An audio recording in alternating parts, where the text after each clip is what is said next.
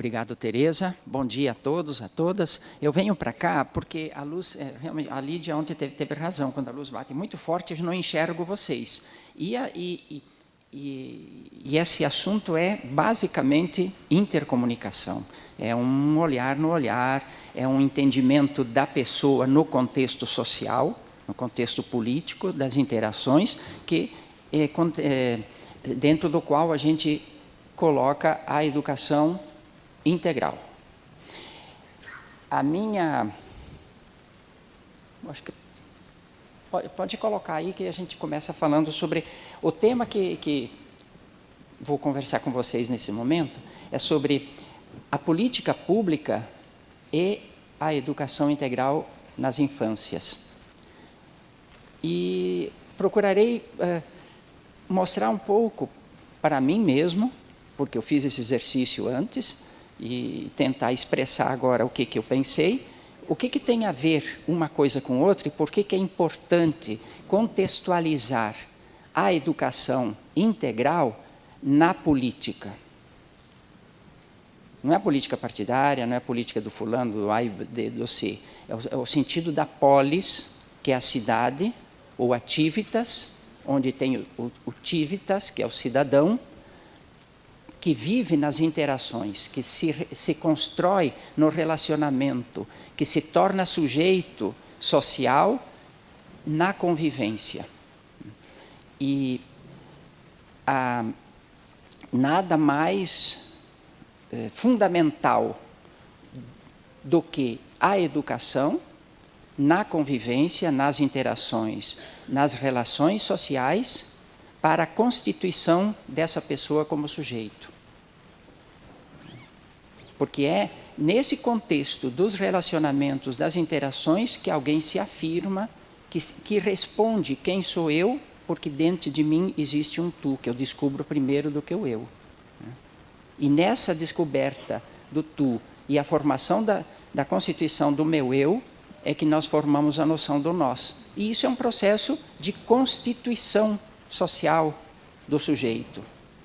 E a educação não está para trazer conhecimento de matemática, geografia e português isoladamente com o objetivo apenas de instrumentalizar a pessoa para ela exercer um trabalho ou para ela entender o mundo.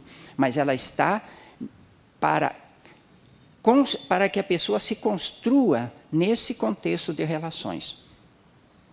Por favor, por gentileza, pode colocar. A primeira ideia é que a gente pensa na ultrapassagem do âmbito doméstico, no que nos referimos à criança, para o social e o político. A criança e a infância são temas de Estado.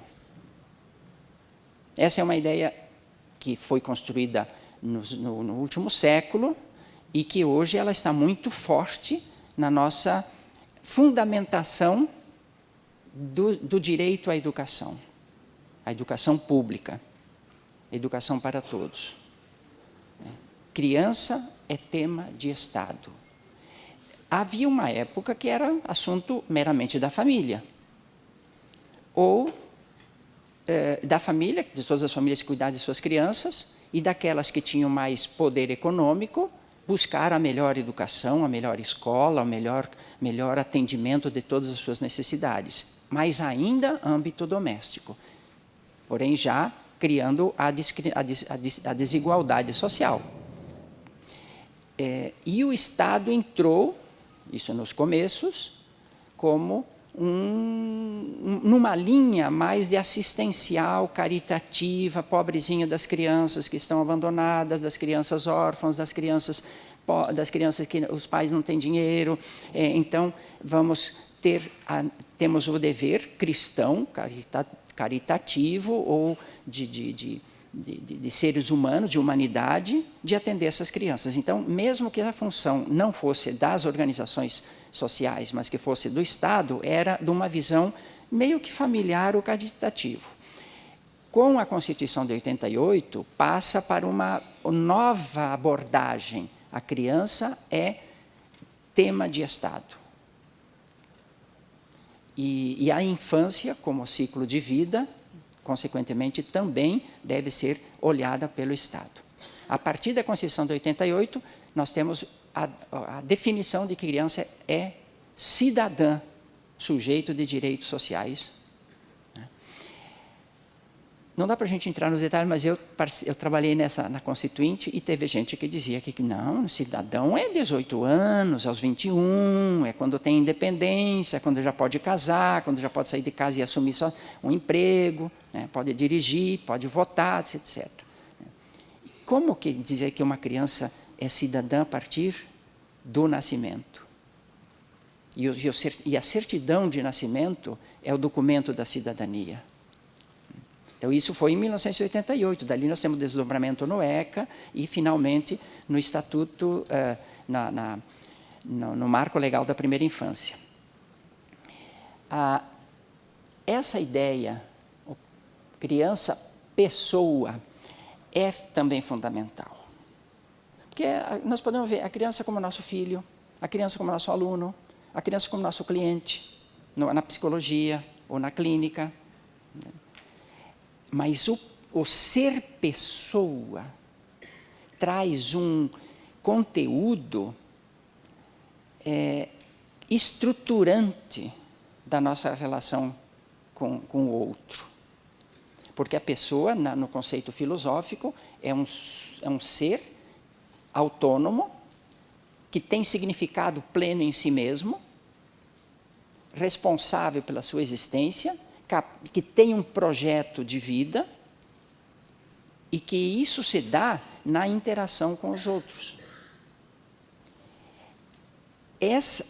O ser pessoa tem uma dignidade fundamental e que a gente não pode descuidar. E essa dignidade é que fundamenta os direitos essenciais. Por isso que a gente chama de direitos fundamentais ou direitos pessoais.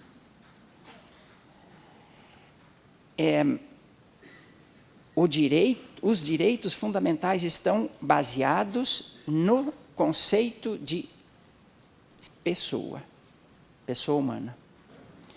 E a segunda palavra que tem aqui em relação à criança, cidadã, é... obrigado. Sempre que eu cometa essa falha aqui de deslocar o microfone do lugar dele, vocês me falam para eu poder corrigir, senão vocês ficam sem compreender. Cidadã provém da palavra civitas, cidade. Como político vem de polis, que em grego polis é cidade, e civitas é em latim. Então, essas duas palavras têm a mesma origem e, para nós, tem um conteúdo essencial que é da convivência, da interação, do estar com, de construir-se conjuntamente. Por isso que o direito da convivência familiar e comunitária está tão junto e tão próximo e tão ao lado do direito à vida, à saúde, à alimentação, à educação, ao brincar, etc. Direito da convivência familiar e comunitária, porque ele é tão fundamental no ser pessoa, quanto a pessoa ter saúde, quanto a pessoa ter educação, quanto a pessoa poder brincar, né, ou produzir e ter acesso à cultura. Essa é uma segunda ideia importante quando a gente aborda política pública e educação. Educação infantil, educação integral. Então, né? Porque a gente está pleiteando o direito de cidadania, que é um direito de todos os que nascem nesse país. Portanto, vem a outra ideia, né, logo em seguida. Unicidade. Conversando com o motorista de táxi, ele contando tem um filhinho de 3 anos e tal, e a gente sentia na fala dele quanto aquele filho é o mundo dele. E é único. Para ele, é tudo. Quando a gente fala das estatísticas de mortalidade infantil, porque o Brasil conseguiu reduzir a mortalidade infantil para 15,3, hoje já está em 14. Né? Tem países, Cuba tem 5 por 1.000 nascidos vivos, né? Mas tem países que estavam 50, o Brasil teve 30 e tantos. Quando veio a meta do milênio, que tinha que reduzir 50% da mortalidade infantil, era a meta do milênio, né? O Brasil festejou que alcançou a meta 2 anos antes do prazo. E isso era festa, era comemoração da política pública de proteção à maternidade, o parto, gestação, parto, todo o período cuidado perinatal. Tudo bem, maravilhoso.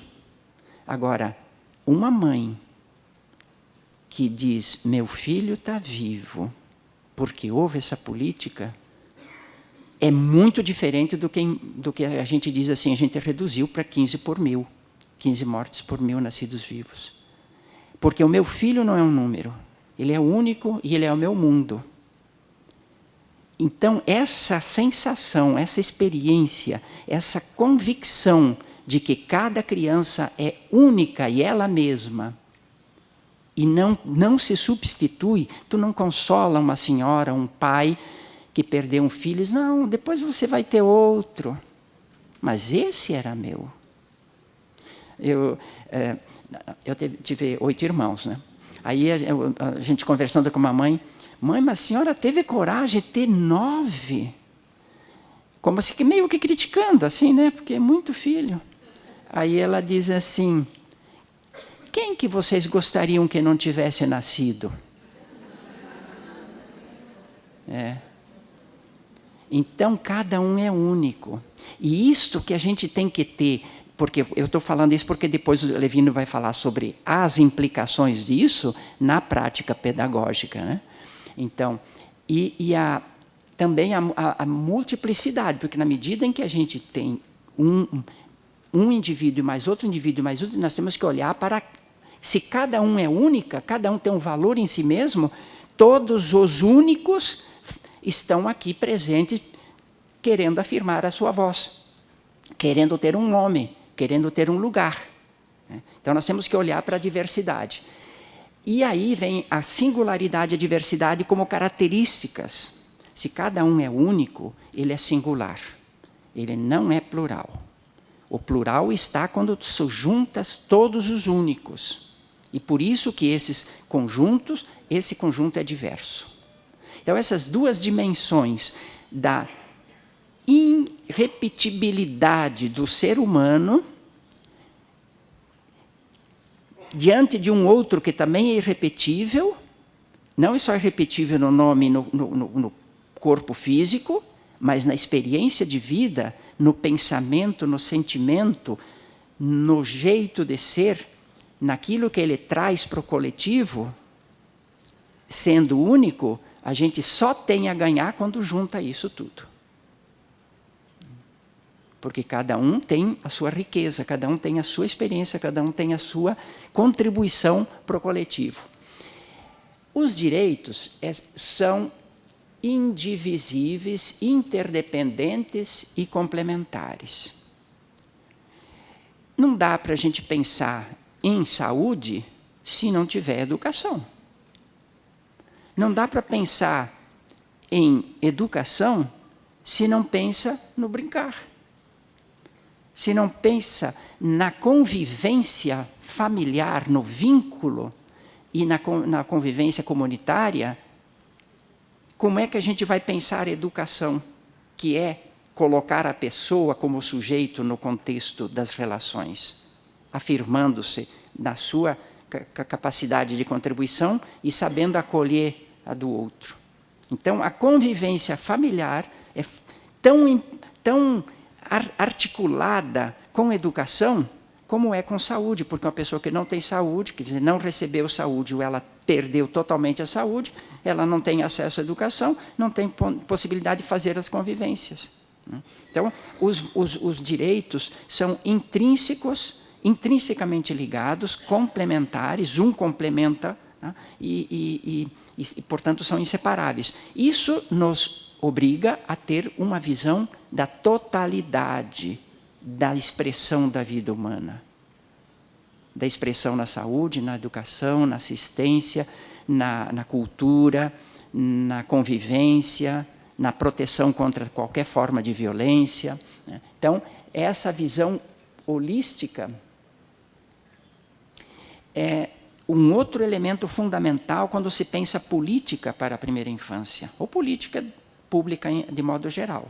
Mas aqui, no caso que nós estamos nos concentrando na educação integral para as infâncias, essa visão da totalidade da criança como sujeito social na interação, né, que ele se constitui nas relações com os demais, nos leva a ampliar o olhar da educação. Não pode estar a educação focada no currículo do ensino, naqueles comportamentos de aprendizagem que estão ditos lá, que ao final desse ano o aluno deve ser capaz de fazer... Quer dizer, tudo bem que pode colocar, se você está fazendo um treinamento para o exercício de uma atividade, eu quero saber fazer uma poesia, então eu tenho que conhecer os estilos poéticos, o que é um verso, até para me comunicar, para poder entender o que estão me dizendo. Então, não quer dizer que a gente não tenha conteúdos. Mas esses conteúdos isolados, independentes, descontextualizados no ser humano que canta, que poesia, que é um poeta, que gosta de ler, tem que ampliar para esse contexto existencial dele como pessoa diante do poema, e não apenas como um aluno que aprende aquele conteúdo e responde numa prova. Então, essa visão holística decorre da compreensão de que pessoa, fundamento dos direitos inseparáveis, integrais, né, e que a educação se dá nesse contexto. Bom, o direito de uma é o direito de todas. Sim, porque se cada um tem um valor em si mesmo, é pessoa, valor em si mesmo, constitui-se sujeito nas interações. Aqui tem um outro, e tem mais um outro, e tem mais um outro. Então, se o direito de um é o direito de todos. E aí, consequentemente, você tem que pensar numa escola inclusiva. Numa política inclusiva, e numa educação que abraça todo mundo, que dá espaço para todos. Bom, mas nós temos políticas setoriais. A nossa sociedade, a forma de organização da vida social, políticas, se dá dessa maneira, com especializações. Isso decorre do positivismo, que foi fazendo o aprofundamento na ciência, a crença na ciência como entendimento da realidade e solução dos problemas e avanço no domínio da natureza, né? Então, aprofundando, só que para aprofundar não dava para se dedicar também a todos os aprofundamentos. E quanto mais se aprofunda, menos se sabe do outro. Então, isso conduziu a humanidade à fragmentação da prática, do conhecimento e da gestão pública. Não quer dizer que essa seja uma forma errada. O problema é que, daí decorrente, é que não há diálogo e há uma autossuficiência de cada setor. Digo, é uma vantagem, do ponto de vista do aprofundamento científico e profissional. Então, você encontra o médico, mas aí para o seu filho você quer um pediatra, quiser um médico de criança. Mas se seu filho tem um problema de pulmão, você já quer um pneumopediatra, ou um neuropediatra, ou um ortopediatra, ou um cardiopediatra. Meu colega, que é médico, teve uma cirurgia essa semana passada, no ombro, que ele joga tênis, né? Aí tem um nervo aqui, um músculo, não sei como é que é, um músculo que é giratório, né? Que rompeu. Ele foi operado por um cirurgião de ombro.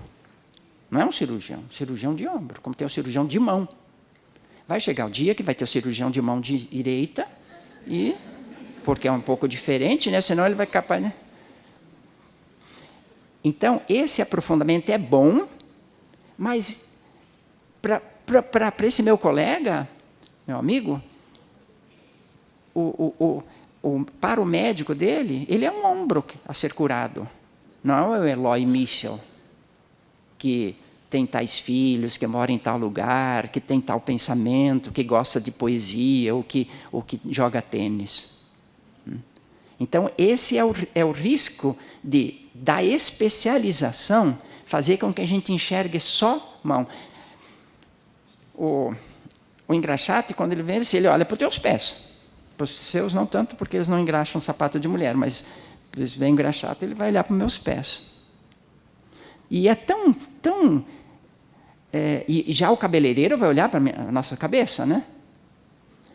E assim, se a gente também entende a criança como um deficiente, ou entende como o gênio, ou entende como meu filho, só nessa perspectiva, ao eu ir para a escola e olhar a turminha, eu quero logo ver meu filho, é ele que está apresentando lá, eu não estou vendo ele direito. Quer dizer, existe o meu filho, eu não vejo o conjunto. Se eu sou cabeleireiro, estou olhando os cabelos de vocês e estou esquecendo de olhar a sua face, o seu sorriso, ou a roupa que você está vestindo. Então, a gente, pela especialização, fragmenta o ser humano e aí não atende ele na integralidade. Não é renunciar à especialização, mas é tentar um diálogo intersetorial. Como que eu posso juntar a minha informação com a do Levindo, com a da Teresa, né, com a da Renata, com a da Natasha? Como é que a gente pode, ao escutar o outro, construir uma visão mais abrangente? Eu estive pensando, aqui nós temos secretária de educação, tem umas 3, 4 secretárias de educação aqui do município, né? Fica pensando o seguinte, não é que a secretária de educação tenha que se preocupar com os funcionários da unidade básica de saúde. Não é que a secretária de saúde tem que se preocupar com o brincar na creche. Mas cada um tem o seu papel, cada um tem a sua função. Cada um é especializado e tem que dedicar o seu tempo para aquela área em que ela é responsável. Agora, imaginei assim, se juntássemos a secretária de Educação, a de Saúde, a de Assistência, a de Cultura, a de Direitos Humanos, para conversar sobre o brincar da criança na cidade, ia ter o brincar no hospital, no posto de saúde, na fila de espera da consulta, ia ter o brincar na creche, ia ter o brincar na cidade, ia ter e a segurança do brincar, e o brincar no contexto daquilo que a Lídia nos apresentou tão bem ontem, a cultura da infância, né? O brincar na cultura da infância. Então, esses olhares que cada um tem dos seus espaços de atuação, vão ampliando, vão abrindo o nosso horizonte de olhar. E nós conseguimos enxergar a criança mais amplamente, mais completamente. E aqui, então,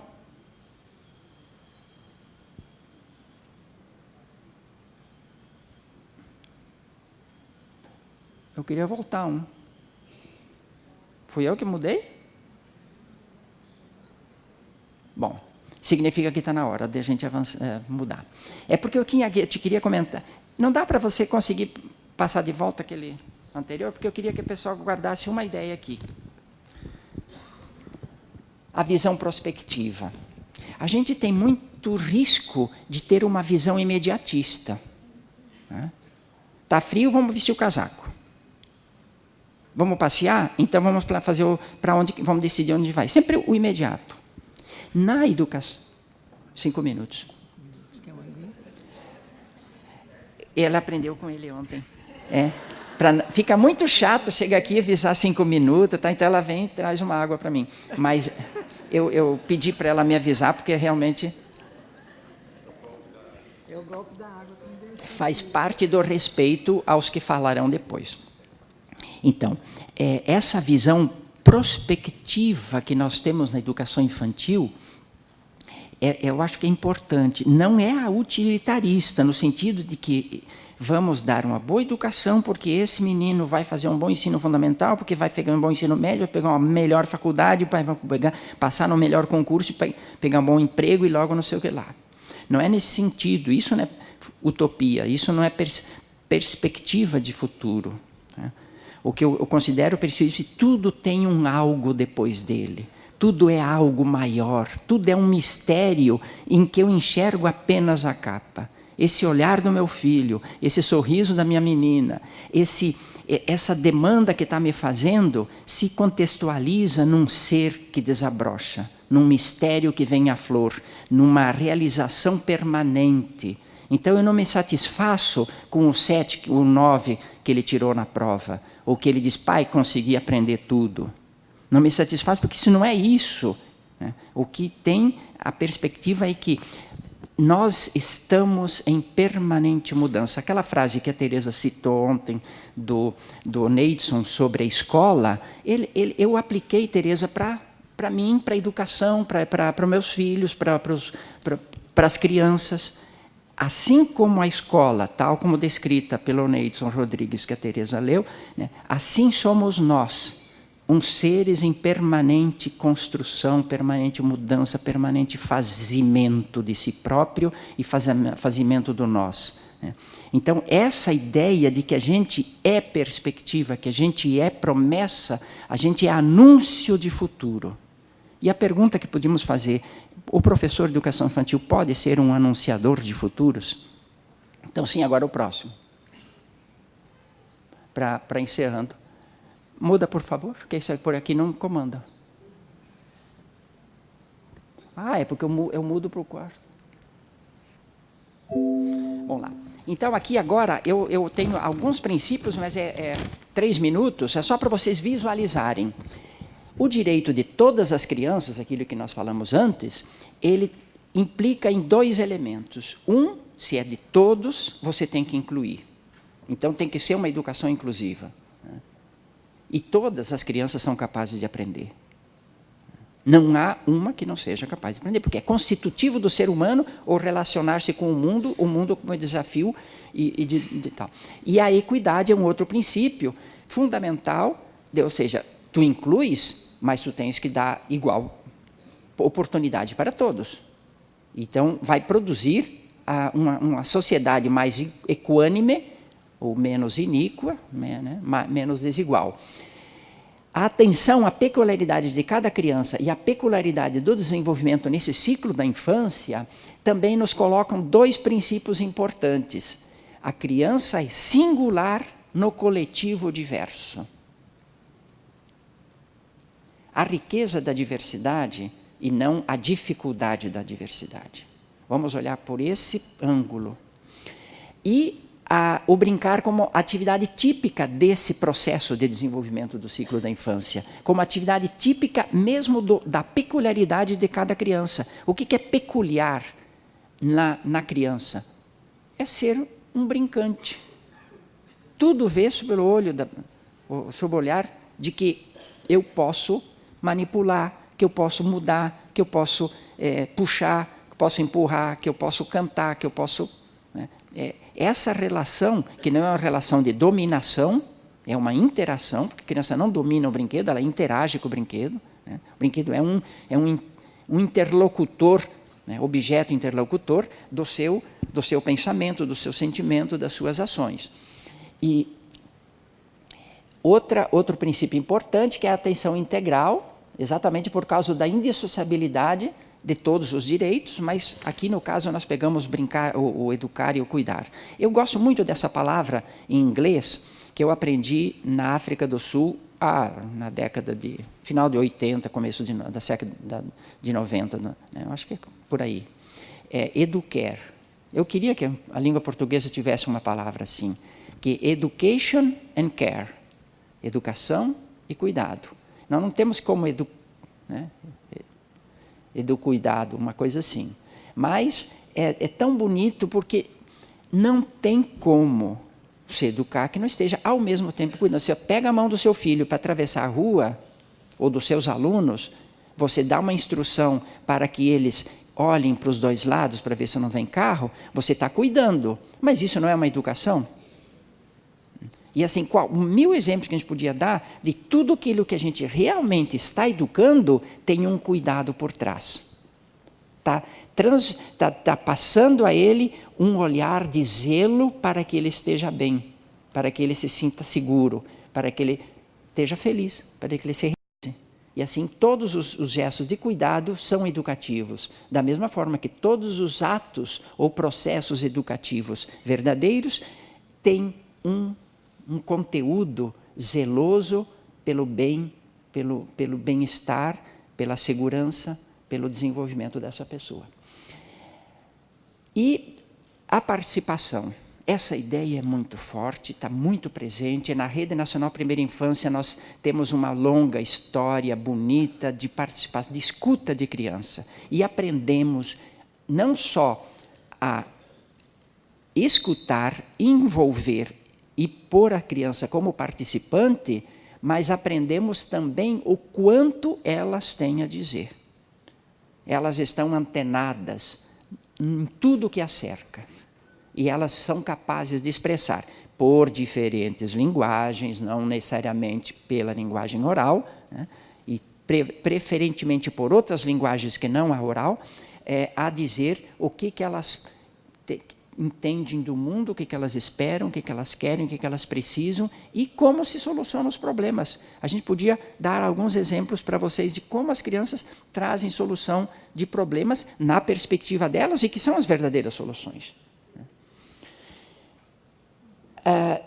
Mais 2, rapidinho aqui, são a articulação com o território, porque, como eu disse antes, o ser humano é um ser das activitas, é o da polis, da convivência, da construção coletiva. Por isso que Tereza, não sei se estava num seminário que nós fizemos lá na OEI, convidada pela Rita, nas primeiras reuniões, a Silvia estava lá, sobre a base da célula comum curricular, em que foi apresentada a primeira proposta, o eu e o tu. Aí eu sugeri, vamos botar eu, tu e o nós. E foi aprovado, até hoje está o nós. Porque a gente não é só relação de alteridade, eu e tu.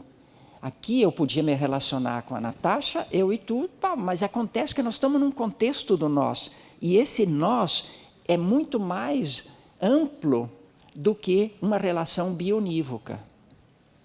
Então, é também isso importante que na escola nós tenhamos uma compreensão de que os processos educativos se dão na articulação com a família e com a comunidade. E a sustentabilidade. Não dá mais para a gente pensar a escola como aquilo que Ivan Illich criticava da vaca sagrada, né? Na época de crítica da desescolarização, mundo sem escolas, que vamos derrubar as paredes, porque a escola se enclausurou o conhecimento e só ali é que se aprende. Aprende isso no mundo. Então, todo aquele movimento daqueles anos passados de desescolarização, na verdade, estão acontecendo hoje de forma pela tecnologia. Então, a escola não consegue se fechar em si mesma, e se ela se fechar, ela abandona o seu papel de ser ponto de reflexão, de referência sobre a vida das pessoas na sociedade, na coletividade. Os ODS, que são os Objetivos de Desenvolvimento Sustentável, colocam a educação como um dos objetivos, a educação desde a infância. E relacionado com todos os outros fatores da sustentabilidade do planeta Terra. Então, se a gente consegue envolver a educação infantil nessa ideia de que nós somos cidadãos da Terra, do planeta, e que, convivendo na pequena comunidade, nós estamos conectados com o mundo inteiro. Tolstói que dizia assim, se queres conhecer o mundo, se queres encantar o mundo, canta a tua aldeia. Mais ou menos assim a frase, não é literal. a aldeia nossa, aqui em Salvador, no seu município, no seu bairro, o mundo está presente, não só pela tecnologia, mas pela todas as interconexões das coisas e das pessoas no mundo de hoje e das interdependências de tudo que acontece na Terra. Então, afeta todas as partes. Então, a escola também tem que estar atenta de quanto ela pode contribuir com essa construção de uma visão planetária da cidadania. Muito obrigado.